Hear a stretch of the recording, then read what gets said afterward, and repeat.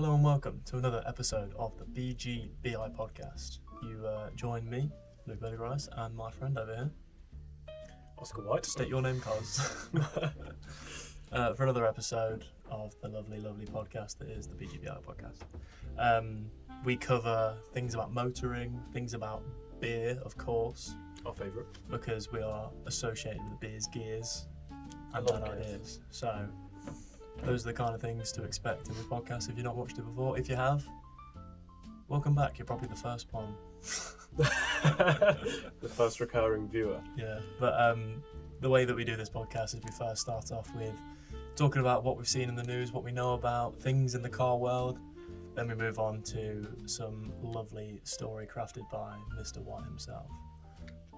And then later on it gets a bit more fun because we head over to the corner and chat about a beer for a while. Yeah, we've got a corker today. We One that do. I've never tried before. So. Yeah, it is a good one. So with further ado, let's get into what we've seen, what we know. I'll start You off. you take the first kick off here. Yeah. So have you watched much about the Goodwood Festival of Speed that's been going on? No, I see clips on Instagram, but Yeah. that's literally as far as my knowledge extends on that subject. Yeah, because Goodwood is an opportunity for car makers and car enthusiasts alike to show off what they have, what's new to the world, what they've made, whatever. So one that did happen at Goodwood, MG, MGs. No MGs. Kind of back in the day, they used to be quite popular with the old timers. Yes, definitely. I mean, they still somewhat are. Boomer But Gen. yeah, now they've got into the Chinesium market really. Oh, okay. Kind of that area of things, but they've just shown off a new car called the MG Go or the MGGO because they go by letters as well sometimes. It's like a new EV, small little hatch, meant to compete with the Mini, like that kind of thing. In my opinion, it looks exactly like a Mini. I mean, I think I have seen a picture of this. I do quite like it. Really? So yeah, it's kind of that rally specification, like flat. Right, yeah. It's like sporty looking. Yeah. Because it'll probably be quick, nippy. I imagine they're definitely. quite nice to drive. Yeah, anything like that. Well, even Minis, as we know from the Mini that I had, sticks to corners and it's quite a good car. Like low down compared to like something of the same size. It feels a bit more higher up. Say like, I don't know, you get like a Citroen C1 that's tiny, but you feel like you're a lorry driver. You're up high. Or even the Volkswagen Golf. I feel like a lorry driver. Maybe that's just Really? the sound of the engine. Maybe it's where your seat is. Chug, chug, chug. Yeah, could be that. Could be that. as well. Either or. But yeah, that's what I found quite interesting because it could almost be like a reinvention of the Mini. Like go down the MG path, you might get some MG Cooper Works. Yeah, MG Cooper Works. God, I couldn't even imagine like what I'd look like on there. It might look ridiculous. A big story that's unfolded. I know we've spoken about this previously on the podcast. The VW job market cuts, and it was. I think last time we spoke it was like 30,000, 20,000 that were going to be cut in Germany. But there's been major labour pushbacks because they stated a figure of 100,000 job cuts. Wow. Across all the VARG group. Yeah. This is up to 100,000 jobs, which is a ridiculous number. You can't even imagine how are they going to find another employment because that is a serious mass exodus of employees. And you think anywhere other than Volkswagen would be a smaller company because Volkswagen is the big dog. So and then the supervisory board. So initially the CEO had plans to shut down 4 factories, and the supervisory board stopped that decision going through. But they still confirmed that there's going to be around 50,000 jobs cut. Regardless, it's not quite as bad as 100,000 figure that was posed, but that is just unfathomable. Yeah. Of a number of people to be unemployed. And this is because of the intervention of AI, wasn't it? No, that's another story. That I think you're getting mixed up with the Ford one. Right. Where they hired the engineers. They had like 200, 300 engineers that they sacked had and then to, rehired. Yeah, Exactly. No, I think this is because Volkswagen were facing some financial difficulties around those periods and going forward. So, as a business leader, you got to put it forward, but it is really harmful to people's livelihoods, as you find out. And I don't have the details of what jobs will be cut, but I can assume it'll be some sales positions, maybe, maybe some like apprenticeships might be cut. and not be utilised. Yeah, kind of one of the lower level managers sort of thing. But sometimes you see even the higher leadership teams. Sometimes they go because they just can't afford to pay their salaries. Yeah, exactly. And they're not really doing much for the company. Yeah, exactly. And then what's left is the CEO creaming it in. But then the company will fall off anyway because they've got no management to help run the rest of the company. Well, it's a scary balance, and I think they're probably in the thick of it. So yeah, it's Varg's decision now. It's not our. We have no input. Go on. You have one more story. I know this is a bit of a big one. I mean, keeping on topic of the industry leaders, really. Not quite sure if they're a leader, but they're a big old company, big Bosch. Big Bosch. I'd say they're a leader. 100%. Yeah. Well, I mean, they've got a load of different bits and bobs. They've got parts. They've got automotive stuff. They've got dishwashers and the like. Yeah, we have a Bosch hob in the Love kitchen. it. Yeah, exactly. So they've just signed a deal. If I got my figures right, 225 million deal. That's a big old deal. Because they're moving into some semiconductor works in California. So all this AI boom is really taking off, that every electronic manufacturer is kind of pushing for that semiconductor. Yeah, and they're going right into the thick of it with being in the California area. Yeah, exactly. Silicon Valley and be amongst it. Yeah, damn. So Bosch is incredible. Maybe you might see big moves coming, or I don't know. It could be anything. I think it's a big move. Bosch is such a versatile company. It's like in the electronic space, you don't see many players that are as big as Bosch, do you? I mean, can you name off the top of your head another manufacturer in the electric company that's like Bosch? Electric? Well, you've got no. Yeah, exactly. It's crazy. So I suppose you'd have things like. You ever heard of a brand called Hoover? They do all the white good appliances. I mean, you go into technology stuff, and you've got loads of technology. You've got like Sony's like a big one, Panasonic. But they're like niches a little bit different. Where Bosch seems to kind of like do a lot of things because they do fine electronics. They also do like as we say hobs. Yeah, car batteries. Yeah. Well, lots of car parts of Bosch. Yeah. Fuses. Yeah. You could be listing all day with Bosch parts. Yeah, exactly. That's such a fantastic company, though. Really intrigued to see where that goes. I'll be keeping an eye on that as well. That's a very interesting story. So, should we get into the meat and veg of the episode today as well? We can do. Just a little backstory. So, this episode is going to be on car theft, car robbery, the different techniques and the development throughout the years. So a little bit different to what we've had before, because we've had bits of road rage, we've had bits of car selling and buying. Yeah, exactly. But this is about the specifics. The stealing of a car. This very specifics. And I've got an anecdote from a person who had this experience written in here, but I also have mainly what we're going to go through is the different methods people utilise, and maybe what the viewers at home and listeners can do at home to prevent themselves from having these. And then we'll debate afterwards, as we always do. Yep. And we've got some good debate points today. I think they're quite poignant.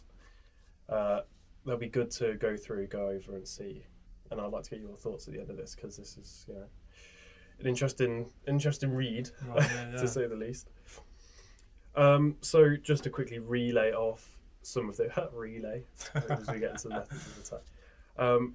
The methods that are very common in vehicle theft nowadays are the following: a relay attack, a signal jammer, key programming / OBD. Obviously, we all know OBD is a can injection. Can injection? Yeah. Chop shop. You know what chop shop is? People usually use chop shop as like a garage or something, but a chop shop is them spreading the parts out. And then stolen to order. Okay, so someone's almost buying it without the seller knowing. Yeah, exactly. But it's also important to mention that a lot of these cars that are being stolen, like keyless entry, etc., are always seeming to be higher value vehicles. Yeah. There's a number of reasons for that as well. That you've got the parts are more sought after, more value. Obviously, you can have ship them abroad, scratch off the VIN, whatever these people are doing. Straight to Albania. Straight to Albania, straight to Georgia, straight to UAE, as we later found out. Right, as well. There's a quick case here that you know how I normally sample these stories. I go through acts chronologically just to give everyone a nice ease into each story, but this is just a quick backstory. It was exposed in 2022, and it was from a person who owned a Toyota RAV4. Okay. You familiar with the Toyota RAV4? Very common car. I mean, Yeah. they've been doing them for a while, but the old ones, they're like workhorses. They're almost like Toyota Land Cruisers, really. Exactly. But this one's quite interesting because this is the last person, if you were stealing a car, you'd probably want to steal a car from. And that's because they were a cyber security researcher. Ah, right. I see. So this case was kind of one that really exposed the technology straight away, Right. you'd say. So cyber security researcher Ian Tabor had his 2021 Toyota RAV4 stolen in North London. So the way they did it is they went through the headlights. They can jam through headlights. I'll speak about this later on in the axe. But they connected via the headlights with an item that was disguised inside a JBL speaker case.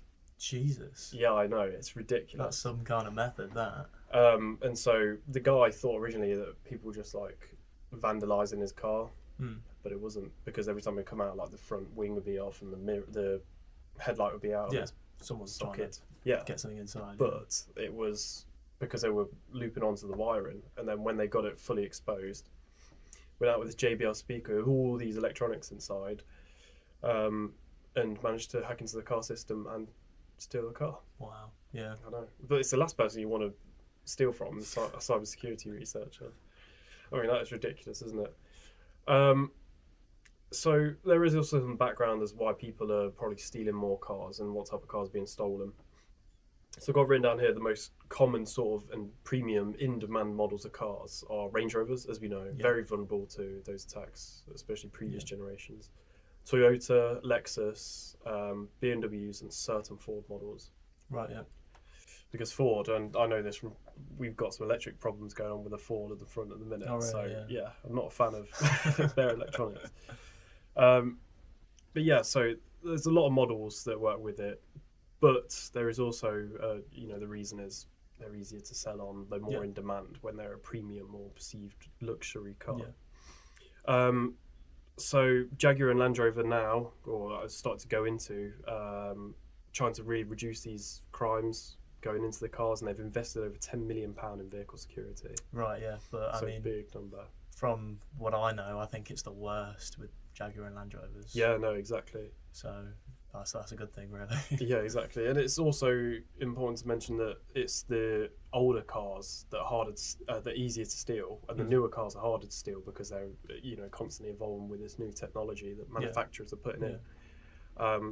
So it's it's really interesting to note that as well.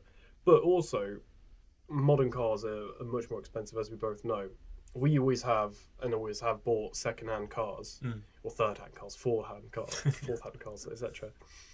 But the statistic I've got written down here from RUSI from June 2025 is that the cost of a new car rose roughly 90% from 2014 to 2024 Wow. in just 10 years. Yeah. So obviously it's getting more expensive, and a lot of things, especially inflation, etc., haven't risen 90%. So that really stands out as a premium luxury item to have, and that's why they get stolen a lot of the time.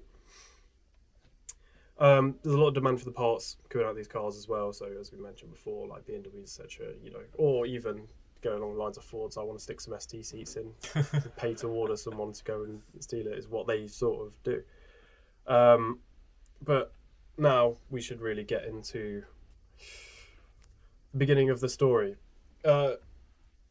The old ways of stealing cars, as we know from playing GTA 5, and this is a very sort of 90s era car stealing techniques, is smashing a window and hot wiring it. You've seen that everywhere. And a 1993 Home Office study found fewer than half of the car thieves stole for financial gain, and the rest were joyriders or thrill seekers. Oh wow, yeah. So it's just because they could. Yeah, not even to do it as like a, I don't know, get out the hood sort of thing. Like Yeah, it's exactly. their only kind of way, because I feel like criminals like that they're not really able to have a job, really. So instead they turn to crime to get their money up and not their funny up, and then Then 50% got their footy up. yeah, because they're just in it for the love of the game, really. Yeah, which is crazy to mention, because I've never in my life been tempted to jack a car just from walking past it, which is, I don't know, some people are built different, I guess. But obviously things started to change as we get to modern technology. They started implementing immobilizers, which are big, had a massive impact, and car theft was actually falling for 20 years from 1990s to up to 2014, 2015, etc. Again, that electronic immobilizer, and they're still standing on every car, aren't they? So I don't think you've ever seen one like that. But No. 2014, 2015 brings in the newer modern methods of car starting, car security, and with this comes a whole host of other problems, such as the key jacking, like the fobbing, relays, etc. We've got a major headline figure here. This is a big old number. So the crime survey estimated 596,000 vehicle-related thefts in the year to December 2025, which is down 40% on the year before, 14% on the year before, which was a continuation of the 30-year downward trend, as we know from the 90s, going up, and then they eventually lose down. But it's a lot more organised these days, as we get onto with the methods going forward. A bit more than just a couple of wires underneath the dashboard. Yeah, exactly. So we'll start off with Act 1. Oh, my favourite is getting into the story, starting off with acts, getting into it. So from the mid-1990s, immobilizers meant that the engine wouldn't start without the right key talking to the car. As we both know, that's pretty standard practice in all cars, and this is an era that we weren't around for. And every car we've been in since probably has an immobilizer in it. So there's no sticking a screwdriver in and that'll do. Yeah, exactly. And the effect of this was absolutely incredible. So in the Netherlands, an estimated 40% drop in theft. Wow, good. And in the US, around 80% fewer thefts of fitted cars versus unfitted.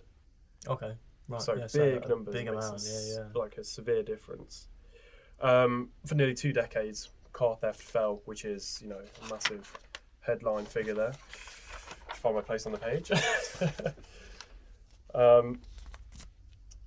Across the UK, vehicle thefts rose roughly 75% in the decade from 2013 to 2014. So big old number, big old rise. And this is obviously when we get the new methods of unlocking your car and starting your car starting to be implemented in. Is this like the keyless entry sort of stuff? Keyless and remote starts, which is, as we know from some of the cars that are on the front right now. Yeah, like the push button and the key's still in your hand sort of thing. Yeah, exactly. I personally hate that, but I know exactly. The other day I just had to start the Cougar, and I went near it, and as I would normally do, I got out of the car after I finished using it, and I locked the car. And I always check the handle just to make sure it's not open. Yeah. But because I was near it with the key and I just opened the car again. I was like, how do you go near it and make sure that your car's fully locked if it just opens every time you touch it? So criminals started to develop a relay attack to beat the immobilizer, as we know, which extended the fob signal to fool the car. And basically what this started was the Cold War, the arms race of manufacturers versus thieves. Yeah. So Act 2, the toolkit. How does the kit that people are using, these criminals using, actually work? So the relay attack, which is also called the workhorse method. Workhorse method. So 2 people, one near the house with a relay amplifier that grabs and boosts the fob signal, even through a wall, which I think we know because you can even get like lead-lined key cases nowadays, which people use. So if the key's in a hallway bowl on a little hook or anything, which we know, a lot of people do. Scarily, a lot of people put them near the front door. I mean, yeah, exactly. So it's ridiculous. And then the other person stands by the car with a device that replays the signal, and the car unlocks and starts. The whole thing could take under a minute. And obviously, with this, because it's detecting a key, there's no alarm, no broken glass, and no entry into the home at all. Yeah, so it's like quiet, just like unlocking the car like you would yourself. Yeah, exactly. So you wouldn't even detect it, even if you're asleep. You wouldn't even know. Yeah. So the second device that we spoke about at the very start is the signal jammer, and this is the one that you wouldn't necessarily notice unless, like I do, you go around and check the doors after you've locked the car, especially if you're locking it up overnight. So it blocks the fob signal so that the car never locks when the owner walks away. So they're obviously standing around waiting for it. Okay, right, yeah. They think it's secure, it isn't. The thief returns later and simply opens the door. But alongside this, the jammer isn't just to block the fob, it can also block any of the tracking signals in the car so that they can't track where the car's gone, which is ridiculous. And you think, how the hell? Like, how the hell can you not notice someone standing there? But it happens. Yeah. Programming via the OBD port. More familiar with an OBD port, usually used for diagnostics. I mean, every single car has one as standard, so this is Yeah. almost like one that is universal for all cars. Yeah, exactly. So we're all familiar with it. It can be used to like program different engine mapping or used to diagnose any warning lights on the dashboard. So they plug a device into the car's diagnostic port and they program a blank key directly to the vehicle. Used where manufacturers have hardened cars against relay attacks, because some of them extend and change different signals. We'll talk about it in one of the cars here. The devices are expensive, but these criminal gangs treat them kind of like a business expense, Right. which is kind of ridiculous. So there are some devices on the market that even claim to unlock cars, such as Lamborghinis and Maseratis, Right. and these can sell up to about £20,000 per device. But with the idea, if you rob one car, you made your money back pretty quick. Exactly, yeah. Some of this cars is everyday tech, as we spoke about earlier with that case in North London, Bluetooth speakers or similar. Yeah. And let's see, with just a case, they're not going to go, oh, that looks dodgy. They're going to think, oh, that lad's out of that. JBL, It's mate. JBL. Yeah. To avoid suspicion, obviously, gangs share and rent them between groups. Okay. So they've got this all network going on. Just imagine if they funneled this business acumen into a real, like, actual positive, substantive project. Same amount of effort, but for good instead of bad. Yeah, exactly. So this is ridiculous. A car tracking expert, Neil Thomas, told the BBC that criminals recoup the outlay fast, potentially stealing up to 10 cars a week per device. Wow. Which is insane. Yeah, that's with them passing it back and forth. Yeah, and exactly. WhatsApp chat saying, "Can I use it tonight? I need it for a Yeah, for a robbery." probably a Telegram chat or something. Oh, it's my turn with the car robber. It's really weird, but they do see it as like a business expense, like you would take a client out for lunch, or I don't know, in your line of work, replacing a blade on a machinery. Yeah, So I don't know. It's funny how, depending on where you go and what your background is and what you decide to do in the future, even though it's very similar to what someone might do who's doing it positively for society, someone negatively has the same sort of process. yeah. I don't know, really strange. So move on to Act 3, and this is where we bring in another real case, but the actual case I wanted to talk about in the story today. This is reported from the BBC in November 2025 as well. So Very recent then. Yeah, exactly. So Abbey Brooks Morris in Wolverhampton. Right, yeah, very close. Wolverhampton, Birmingham. By. Her Keeler's car, shared with her partner Tom, was stolen from outside their home while they slept. Yeah. And she called it an invasion. Well, yeah. As you would, you'd feel extremely violated by it. And I suppose the good thing nowadays, as we see here, is her doorbell camera caught a gang working outside the property. So good that you have the security, and it's more readily accessible than At least you got evidence. back in the day. Yeah. In her words to the BBC, they were walking back and forwards trying to find the signal. So, as you know, we spoke about the relay, one close to the house and one in the car that catches the boosted signal. And it took them around 2 minutes to arrive, get the signal, and leave their car. 2 minutes flat. Pull up to the house, get the signal, there you go, start the car, drive off. Bang. And that's all it takes. It's ridiculously quick. It's amazing how many videos I've seen of that process. This was like the relay one, where because they hold up like the big strip, don't they, towards the house, and that is what amplifies it towards in the house. And it, like you say, it's a minute-long video where they turn up, hold the relay thing up. The only one to click in is JBL speaker buttons, and then they get in the car and off they go. And I mean, I've even seen a video like that from a Ring doorbell, but other doorbells are available, from a co-worker of mine back in the day who showed me a video. I went, look at this, my niece's car's just got stolen. Oh my God. And it was literally the same as all the other videos. They turn up, hold up the thing, open the car, go. That's and it's ridiculous, like... that's so quick. Yeah. It's so quick. The fact that it's that quick is just scary. That is ridiculous, isn't it? So later on, the police found the car abandoned some distance away in this case, but it was unusable and it was immobilised by the way that the theft was carried out. So not only are they nicking your car, making you feel violated, etc., your car is unusable afterwards because it's been programmed and all of the signals inside the car, the ECU is just fried essentially, isn't it? Yeah. And one of the statements from her is, although they didn't physically come into the house, you don't feel safe, she said, which you don't. You feel violated. You feel, in any of these scenarios, you would feel extremely violated and want justice served appropriately to the criminals. One thing that's important to note as well, with all these car thefts in general, where it's a quick case of relay methods or signal jammers or key programmings, etc., many of the victims actually suffered mental harm from the distress that it's caused because it's so quiet. It's like if someone broke into your house in the middle of the night and you didn't hear a thing, you never woke up once. You wake up the next day going, where's my car? Yeah, it's that real feeling of violation, especially when you're your most vulnerable, aka being asleep, because you don't know.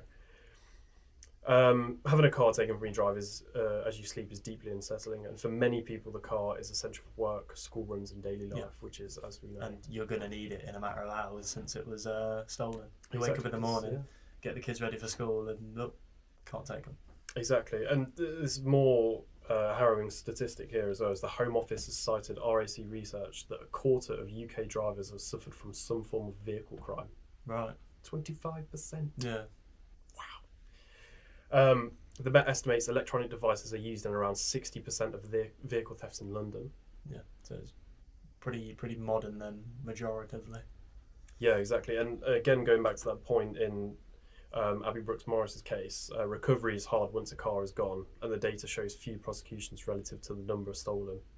The charge rate for vehicle theft fell from 9.2% in 2013 to 2014 to just 2.6% in 2023 to 2024.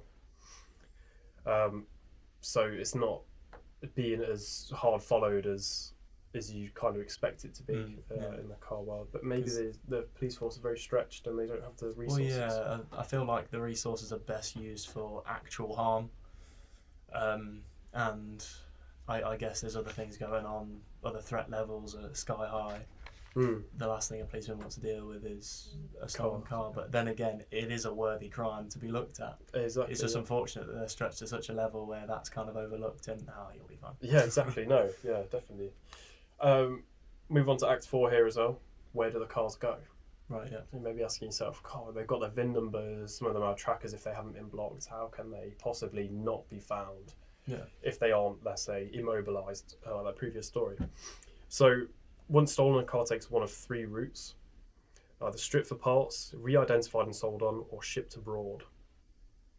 I mean, common sense tells you definitely that last point. You see that being the case. Yeah, get rid of that car and its identity in some kind of form. Yeah, exactly. And I got another kind of real anecdote, or just some key points to highlight, and it relates back to one of the stories you brought up in the second episode on the organised criminal gangs for car thefts. So, a Greater Manchester organised crime group stole almost 100 high-value vehicles, mainly Range Rovers and Land Rovers. As we know, these are very sought after in this. And it totalled over £3 million in value for all these vehicles. They were then stripped them for parts or shipped them overseas. So, police recovered shopping lists, as I mentioned in the very first part of the episode, from their phones showing they were stealing specific cars to order. Oh, right, yeah. So it's like placing an online grocery collection. Yeah. Go out and look for this. It's like Pokemon, really. Exactly. Find this, catch it, come back with it. Exactly. They operated a series of chop shop units. So take it, strip it of parts, ship them abroad, etc. And they kept moving on. Each time the police closed one down, they'd just find a new one, rent it out under false names. Yeah. Because they've got the money behind them just to back up and move. Yeah, $3 million in value of cars profits after you've taken away your expenses. You're still coming up with a pretty hefty sum, considering it's just man hours put into stealing. So the outcome for this, and justice was served here, thankfully. In 2022, 7 men were jailed for over 45 years collectively. In October 2024, 7 more co-conspirators were sentenced to a further 25 years total. Right, And the ringleader, Asif Hussain, was jailed for 15 years. 15 years? Yeah, just as ringleader himself. Yeah. Again, not really causing harm to people, but you got the distress, you've got the financial crime. I think that's justice well served. Yeah, exactly. Let's move on to a second route here: keyless theft to chop shop. And this is a convicted case in Hampshire. So a gang stole 107 vehicles, mainly high-end cars, as we expect, across Hampshire, Dorset and Wiltshire in 2023. 107. That's a Yeah. lot. Worth over £2 million Yeah. total. Yeah. So I mean, that's probably not the high end then of cars.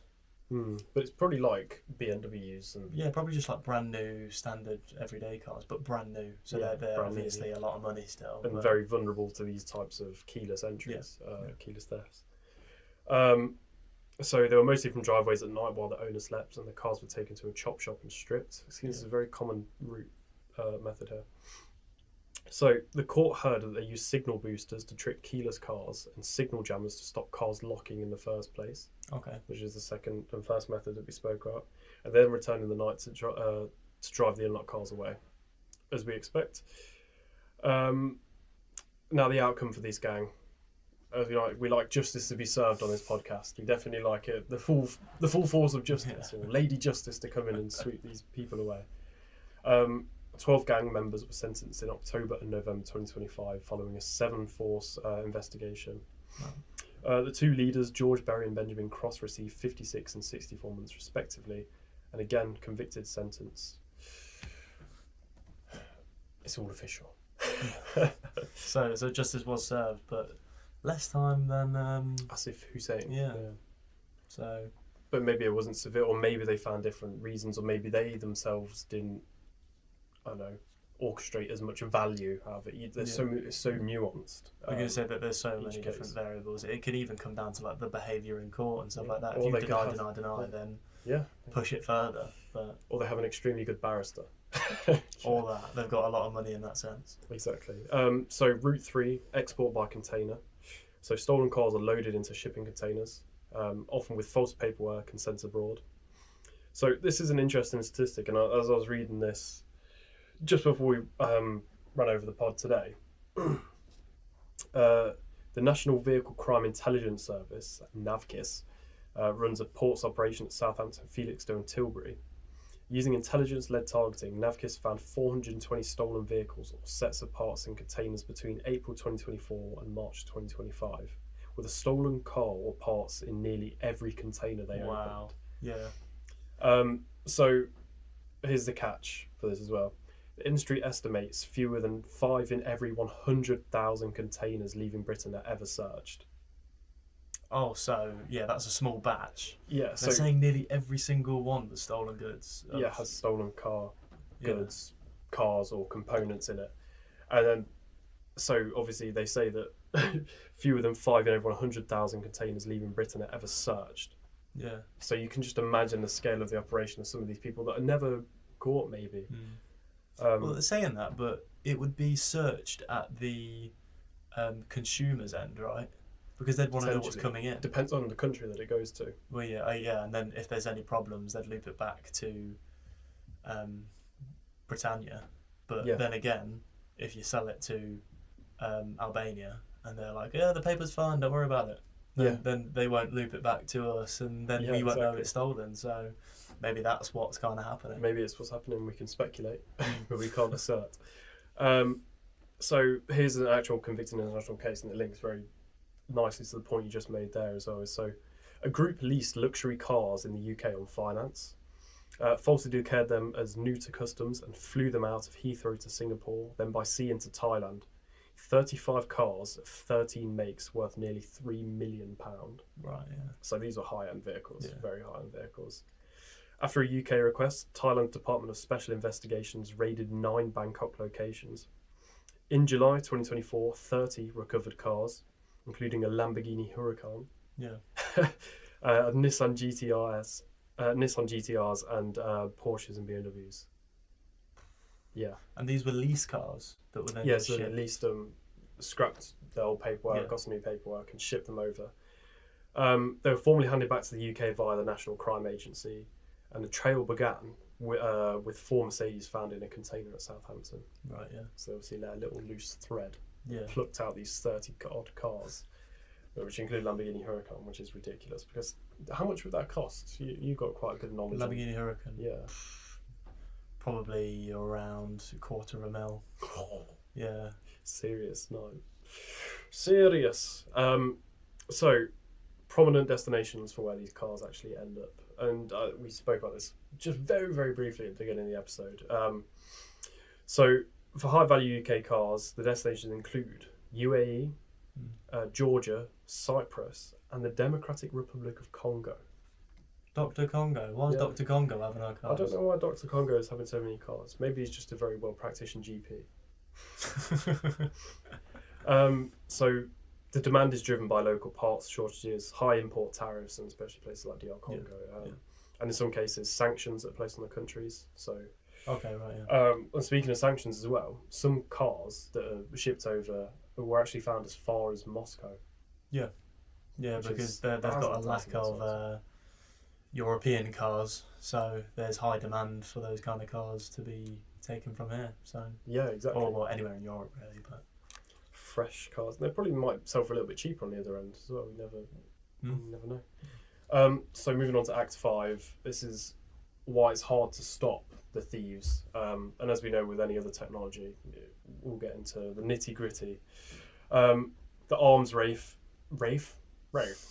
The arms race, manufacturers can only react to the new information that's discovered. They can't really preempt what technology is going to come about to help them. So the fixes arrive after a method is already in the wild and is only benefit to the newer cars that come out. And millions of the older vehicles stay vulnerable. As we know with many other technological things like, I don't know, let's say black hat hacking and stuff. You only know when the technology is released what vulnerabilities come after it, and you can't really patch it and come back to it because there'll be a recall on every Land Rover Jaguar car that's been manufactured in the past 20 years. Well, I mean, that's the reason why you've got the white hat hackers, which are employed to find these problems before the black hats do. Yeah, exactly. But they don't seem to have that in the car world, which is, a significant contributor to why they keep getting such massive amount of thefts and criminal procedures done. I mean, especially as cars get more and more and more electronic. Now we're going into EVs, which are solely electronic. Yeah, it'd be a good idea to have a cybersecurity in the automation world. Yeah, exactly. Because I mean, there probably are jobs like that out there. Maybe we just don't know. I was going to say we don't know about them, but those kind of jobs are obviously going to be as important as the cybersecurity of your nan's email account. Yeah, exactly. So there's pretty much the same thing now. Yeah, and you'd argue that it's probably more vulnerable. I mean, more high value than your nan's email account. So there's another reason as well why it's hard to stop these. So the jurisdiction problem. The criminals can cross these borders quite easily, but the police forces cannot. Yeah. So they're working with other police forces around. Yeah, exactly. And there's a fact is a single seized container at Felixstowe might hold four cars stolen from 4 different police force areas. Right. So you've got these massive numbers, and they're being shipped across. And as a police force, and especially as a country, and to maintain, I don't know, positive relations with others, you can't really just cross that border and whip out your own police force and start arresting everybody in sight in Bangkok, for example. Also, there's no single national body tasked with coordinating domestic investigations across forces. So, okay, right now. It's not in place. So reason 3 as well, building on the points here for why you can't really stop it, is resources. As we know in the UK already, police forces, anything in the UK is completely stretched out to its almost maximum limit. So originally in the 90s, they had more people on the task force to come over and check over these car thefts, etc. But when you see the statistics of car thefts falling over the years, what do? You kind of hold back and bring back the forces. Dedicated vehicle crime units were wound down, as we'd expect, as they drop. There's an interesting statistic as well here. I wonder if I could have written down. I imagine when the crime rates would have dropped, they would have taken back some of their task forces. Yeah. And then when the crime rate's gone back up again, they probably didn't resolve what they had before, and then since kind of stretched out from that point onwards. So now it's kind of like been set in stone of what they can like divvy out who goes on what sort of thing. Yeah. And they're just even more stretched than they were before because they weren't ready for the hike up. So it's and I suppose in hindsight you say, oh, how could you not expect that? With new technology comes flaws, but you can't predict those kind of flaws. You never know, do you? You don't expect criminals to be so intelligent to the point where they can develop and use software and hardware that's able to jack a brand new Range Rover. Yeah. So reason 4, and the final reason to why it's quite hard to stop and predict these in the first place is that the ports, when you're shipping after chop shops, etc., the ports are built for imports, not exports. Yeah. Minimal export oversight lets millions of pounds of stolen cars leave the country each year. But a port authority, you're only really checking what's coming in. You don't check what's going out. As I mentioned before, it's like it's on their end. Yeah. But if they're being fed different information to what was originally here, then they're none the wiser of what's going on. Exactly. Yeah, 100%. So Act 6, we move on to modern day 2026. Where do we sit now? So there's a new law that was coming into place, the Crime and Policing Act 2026. It received royal assent on the 29th of April 2026. And Section 110 creates 2 new offences: possessing, importing, making, adapting, supplying or offering to supply an electronic device like a signal jammer or relay tool for use in vehicle theft. Yeah. So starting to bring it in. I don't think it's fully active yet. The maximum penalty for this is 5 years imprisonment and unlimited fine or both. Right, yeah. And I can assume if you have a great barrister, you're getting off with an unlimited fine at £100. Crucially, the burden flips here. So someone caught with a device must show a legitimate use rather than police having to tie it to a specific theft. Yeah. The offence, as I mentioned before, is not yet in force. The first batch of Act commenced on 29th of June 2026 and did not include the vehicle device sections. They wait a later commencement order. Until then, the old position holds. Police must prove intent under the Theft Act 1968. So almost like they've got to prove that they were going to use it for a crime or a number of crimes. Yeah, exactly. Just having it alone is like not good enough evidence that they've been using it or it has been used. Yeah, exactly. And some research points to this as well, that the most expensive devices are few in number, and seizing just one can dent a group's ability to target specific cars for up to 3 weeks. So it's a good thing to kind of go around searching for them. I mean searching for them. I mean, how would you go about searching for them? Just because they'd just be used. I suppose if you're really hot on it in an area and you saw someone coming up and testing things on your driveway and you called the police speakers and they came over and they searched them, then that could absolutely be a case there. And then the manufacturers tech fight back, and how are they fighting back? Not just the law and policy side of things. So ultra wideband UWB keys measure the true distance of the car. So if it's on a relay, obviously it's mixing and messing with the distances slightly. Yeah. So that relay signal fails. Jaguar Land Rover rolled this out in 2018 and says no UWB equipped car has been stolen by the relay method. Nice. Which is pretty good. Yeah. The manufacturers have introduced sleeping or motion sensing fobs, and they stop transmitting when left still. I mean, that's a pretty good bit of technology. I didn't hear about that until the research here. So there's no signal to capture. BMW, Mercedes, and Audi have deployed those methods. Yeah. That will save the overnight stuff, because obviously it'll be still. Yeah, it'll just be sat in your drawer. Unless you stuck it in the microwave and turned it Does on. that work? Well, stick it in the microwave. This is the thing, right? So I'm waiting for the opportunity to tell the story, if you don't mind me telling the Yeah, story. you tell the story. So my good old father, recently bought a Skoda Enyaq electric car. Part of this car, I mean, the first one in my family to have keyless entry. Yeah. And like keyless start, whatever. So because of this, like there was no way to kind of, because of all this thing going around of the relay method, and they could stick a thing up to your wall and there you go, they're off in the car. So my dad was just like, no, not having this. I'm going to order on Amazon one of those like lined cases to put it in overnight. So he ordered that from Amazon, but that was going to take a week to come. So he was like, what am I going to do for this week? And he was like, I know. The microwave is a Faraday cage and stops signals, because it does. He just chucked it in the microwave overnight. Does it? Yeah. Wow. Well, he used to. Now he's got the case, but yeah, chucking it in the microwave supposedly does work to stop the signals. But I can imagine your dad too. Just chucking the case. Yeah, no, that's a really good idea, and I think for the viewer as well, if you haven't ordered one of those and you have a keyless entry car, just whack it in the microwave, but don't turn the microwave on. Well, that's because the thing. Yeah, make sure to take it out when you make your porridge the next day. Yeah, exactly. Or even just turn it off the wall. And you think, why does it turn Oh, off the wall? Oh, right, there's a key in it. Yeah. It's like Rowley from Dive Wimpy Kid who throws the shirt on the floor. It's like, oh, I just threw it on the floor to remember something. Oh, stupid. Was that Rowley or was that Is that I think Greg? That was Greg. Yeah. Yeah, it was Greg, Threw the yeah. pillow towards the door. Oh, is it? Yeah. What a method. Does it work? Who knows? Well, that brings a close on all of the chronological storytelling of Yeah. everything from how theft occurs, where it gets shipped to, or what happens with the vehicles after, and also how we're fighting back from a manufacturer perspective and also a policing crime perspective as well. Yeah. Initial thoughts, just your reaction straight away, as we like to do at the end of every story. What's going on in your head? Are you thinking, I don't want a keyless entry car? Where are you at?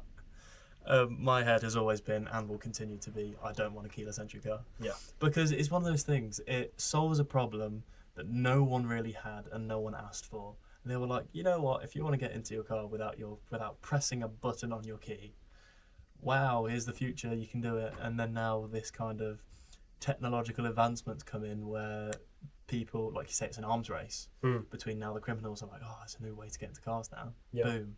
Then that's all kind of set off. So it's like, yeah, not fussed on it, even if it wasn't causing crimes. But the fact that it is makes me even further removed from the idea of getting it. So no, absolutely. I think I'm with not you a on fan that of it take. at all. So, yeah. getting on to our debate points as we like to do as well, because I've got some pretty interesting ones. Sorry to cut you a bit short there, but That's all right. I was just fascinated to get your point of view, perspective on these debate points, because I think they're very, very well considered going forward based on that story there. So the first point we'd like to bring in here is, whose job is it to stop this? The car makers who built the vulnerability, the police, the ports, or the government, and where should the money go? Well, it's kind of like who's liable, because you can argue that the new technology been put in by the automakers, the manufacturers.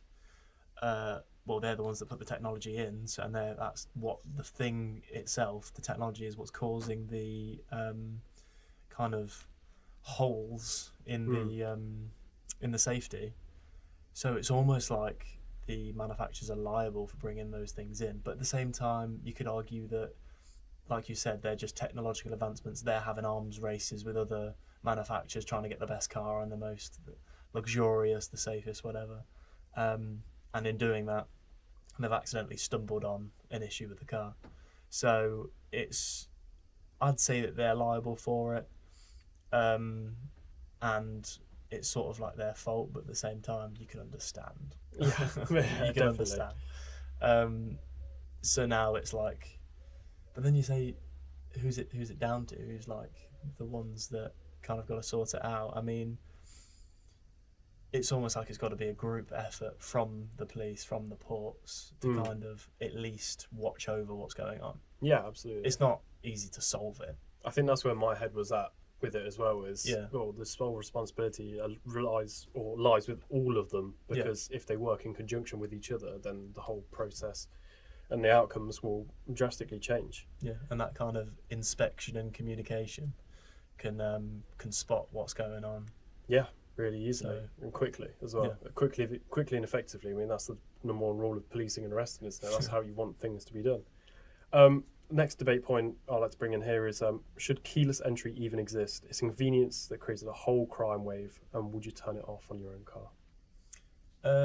Well, that's just the thing. If it was made to be an option on a car, like an optional extra that you could pay for, or if it was a setting in the settings menu where you could turn it off, I'm sure the public will speak that most people will turn that off because of the safety concerns. Yeah, definitely. And it doesn't really do much day to day. Because, I mean, I don't know if it's because me personally, I've never not had a standard stick the key in the ignition car. But like some cars that I've driven through work or whatever have keyless entry. And so you walk towards the car, as you would do with the key in your hand. You press unlock, you walk up to the car, even though you don't need to. Get in the car, you're still holding the key. There's nowhere to put the key down. Yeah. there's nowhere to put the key in the Yeah, ignition. or you drop it down the side and you have to Yeah. spend all day rooting in the pockets of the doors. So I just find it awkward. The transition between keyed entry to keyless is a bit backwards. Yeah. But I think once you get used to it, it's like it makes things a little bit easier. Maybe if you've got a bag of shopping, a couple of bags of shopping, in like your hand, kicking you just- under the boot and Yeah, it opening and things like that. I think that's quite cool, but I think it's a bit of a burden as a whole, and I can tell you from having the experience I have driven other cars that are keyless, is that I'd much rather, like my BMW had, a slot where you just slot it in, not like a completely keyless, but one where you slot it in, then you press engine and start. Yeah. So that's Not still a push start. turner, but yeah. It's still a push start and gives you a place to rest the key, and it needs to be in there to set it off.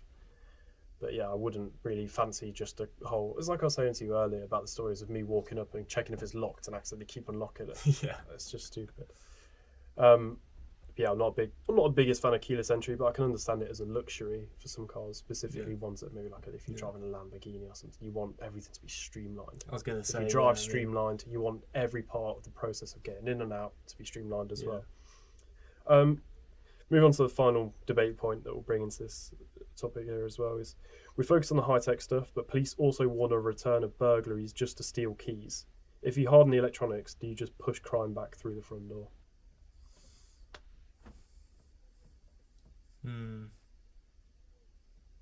I think so that's like you take things back in time. You take things back to where the electronics are hardened, where it's impossible for, in this hypothetical situation, that it's impossible for someone to use a relay or signal jammer, etc. So are you pushing criminals back through the route of breaking into your house to steal a key? I think so, yeah. Really? But because you could argue that the fact that the process of committing the crime and stealing the car is so easy, that probably bumps the numbers up for people more likely to do it.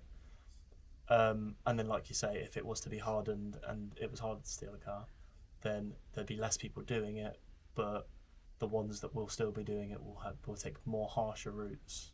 Yeah, to go through and steal it from the house. To steal it. But yeah, and that could in turn lead to maybe more stabbings, deaths, etc. Because people defend their property. I'm inclined to agree with that. I think the rest of the crimes committed that aren't going to be the easy option will be more severe. I think I'm going to go on the opposite end of the coin here, and I'd say that it would probably stay to a similar amount. I don't think people would break in as they probably once did in the 90s because there's so many more home security features, especially like ring doorbells, etc. Yeah, they're just so easy to install and have, and you've got your evidence straight away. I think that the deterrents as well are so much more common. Like the doorbells, CCTV, everything, floodlights is so much more accessible. Yeah, even like having pets like dogs and stuff. I think there was some crazy statistic about how many houses were burgled that had dogs versus didn't have dogs, and it's just a number you couldn't believe. You're like, oh, well, thank God I have a dog. Yeah. I don't think it'd necessarily push them through the front door. I don't think they'd do that. It'd probably stay about evens, and I reckon, well, we'd never in the first place have the technology to completely harden against any kind of theft like that. Well, that's it from my end of the episode today. I'd like to pass the torch over to you. And well, I think like all the stories we tell and all the things we talk about, it does definitely shed a light on those kind of things, and it's not really a thing that you tend to think about, stealing a car. I mean, it's the kind of thing you don't really want to think about.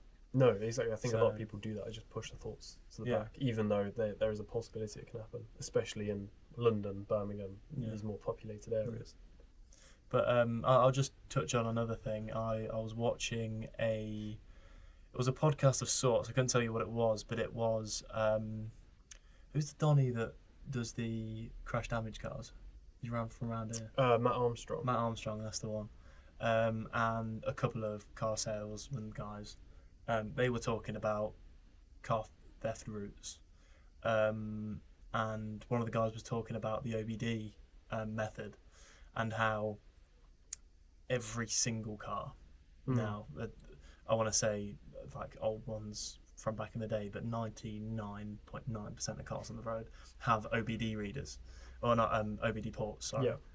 And the fact that some people use that as a method because they can have a super ultra mega plug where they can recode the keys from inside, sort of thing, and code a new key to it straight away. Boom, blip, and off you go. Crazy. So the fact that that's a method, and it's almost like, well, it's not just the high-end cars, it's not just the Land Rovers. It's sort of like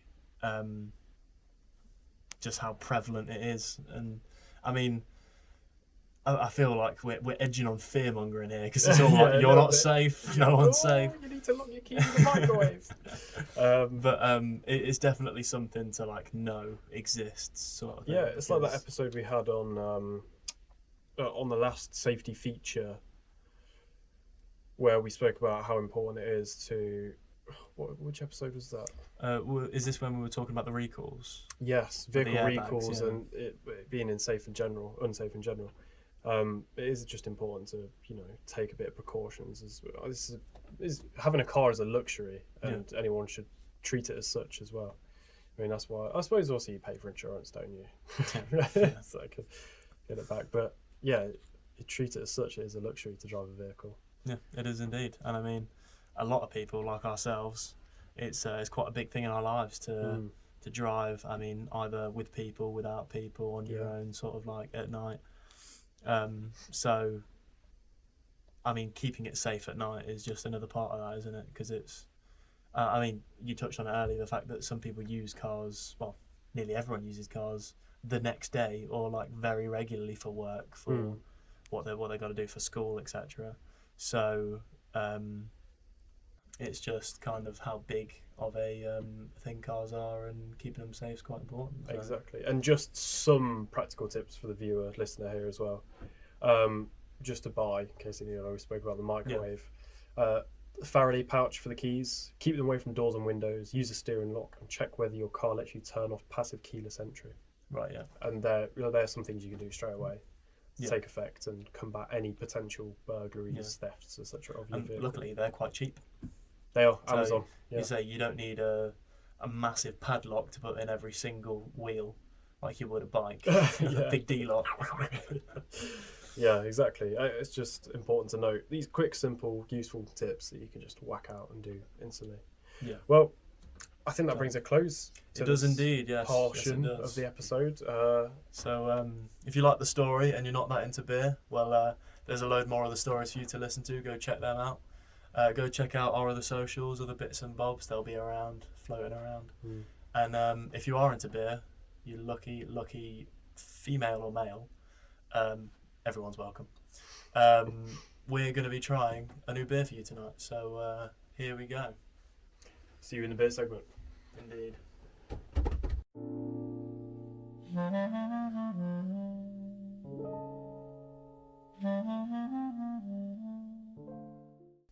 And you join us once again in the pub with the fire in the background. Yeah, the pub, dear boy. You can almost tell this is my favourite part. I know. Yeah, who would have thought that a British man's favourite part would be a beer? Indeed. And today we have the beautiful Schroffenhofer. Have you ever had this before? Not the grapefruit version. This is the grapefruit. I've had the pineapple. Is this a Jubel competitor? What am I right in assuming? Well, it's fruit lager, so you would think so. It is icy cold as well. 2.5%. Very sessionable. Very sessionable, very light. What? Almost. I mean, that's on the boundary of low and no, because low and no is 0.5. Oh, is it 0.5? I thought, low is 2%, and then no is 0.5%. Brewed and canned in Germany. So is that the first one that's outside of the UK? Straight from the tap. What that isn't AB InBev? Yeah, probably. Apart from Jubel, which was UK but not AB InBev. Oh no, because one was in Brussels. Oh yeah. Which was like, I think that was the one that was supposed to be Seville. Brussels.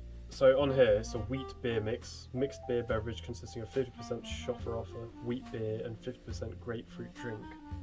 That's why it's so low. Okay, so so it's a shandy. It's practically a shandy, yeah. Hofeweizen beer.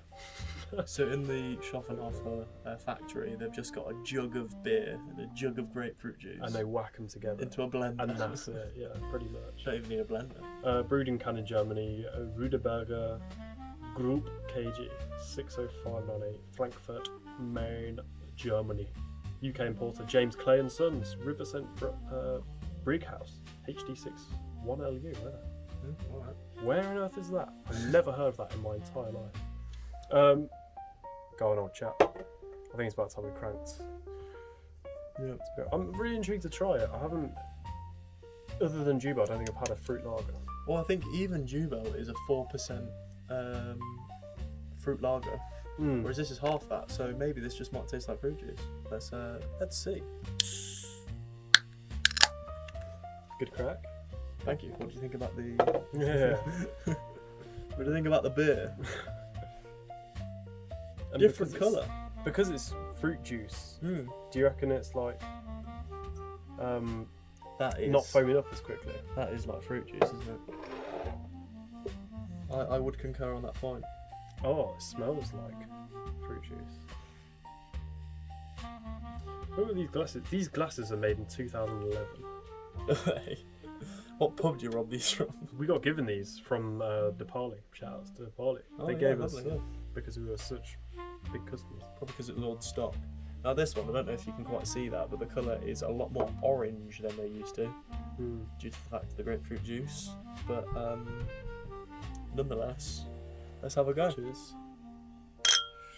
Let's see this.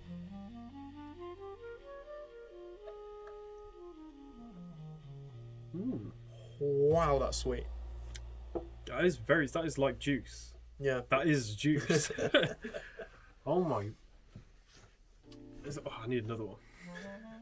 It's like we've had the alcohol-free, the 0% Guinness last week, and we've got the 2% fruit juice this time. Yeah. We're kind of like in a sobriety stage. Yeah, this is like We need to get BGBI sobriety. back on the hard stuff. That's really unique. I don't think I've ever had anything. I've never had a lager that just tastes like juice before. Because that is exceptionally light. I mean, we talk about session lagers. We talk about sessionable beers even. That is a step even further. I did not know when I was picking that up that was 2%. Is that straight from the BG fridge? Well, straight from the supermarket fridge. Oh, it wasn't one that was in the fridge. It was in date, I assume. Well, we didn't check. Where did you find the date? That's a good sign. I don't know where the dates are. Surely it'd be right at the base. Yeah, the base has just got the batch number. Oh no, hang on. I'm blind. Right, I've got a date. Do you want to guess it? December 2026. A little bit further than that. February 2026. 7. It's April. 10th of April 2027. Ooh. Very specific with their date numbers there. Yeah, no, we noticed that on the Guinness as well, didn't we? Yeah. I mean, I feel like it's almost like I mean, you'd know this better than me, but more of a legal side to it. The fact that it'll have like a shelf life of X amount of time. Yeah. And then it'll, from that point onwards, kind of legally be without a warranty, you could kind of say. To put it in somewhat of a motoring term. Your beer's past its warranty stage.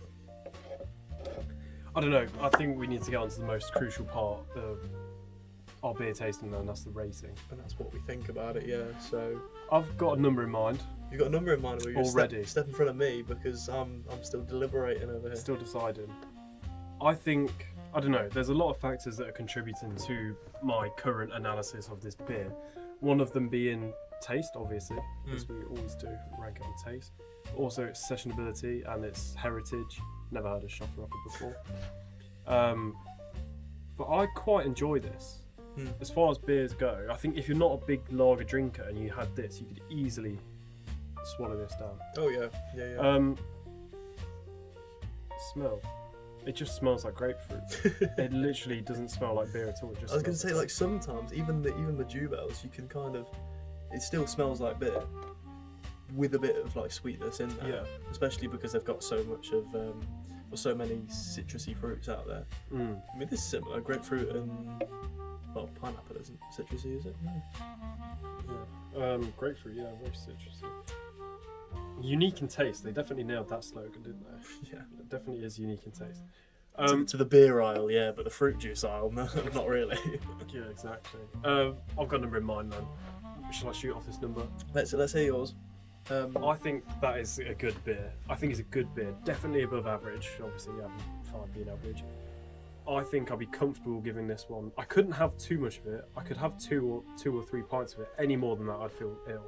Because of the sweetness? Because of the sweetness. Right. Okay, so that's almost like we talk about in past about beers being heavy, and you couldn't really have that many of them if they're heavy. But this is almost like the opposite side of it. It's too light and too sweet. Too sweet.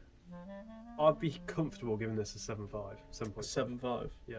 Yeah. I think that's a very good spot for this beer to be in because it is really tasty. Mm. Especially if you are not a fan of lager, you can easily drink a lot of these. If you like sweet things, you can easily have a lot of those. I'm more of a tart person. I don't like things that are too sweet. Yeah. So if it's got that flavour in it, then yeah. But I think a 7.5 is a very fair rating. I'm intrigued to hear your thoughts. See, I think 7.5 is what I want to give it. Mm. I think it has to go lower than that, in my opinion. Really? Wow. Okay. Because 7.5 is obviously above average. I still think this is above average because of how nice it is for a couple of them. It tastes nice and sweet, easy to drink, super easy to drink. Very. But I'd take away a bit of the pointage.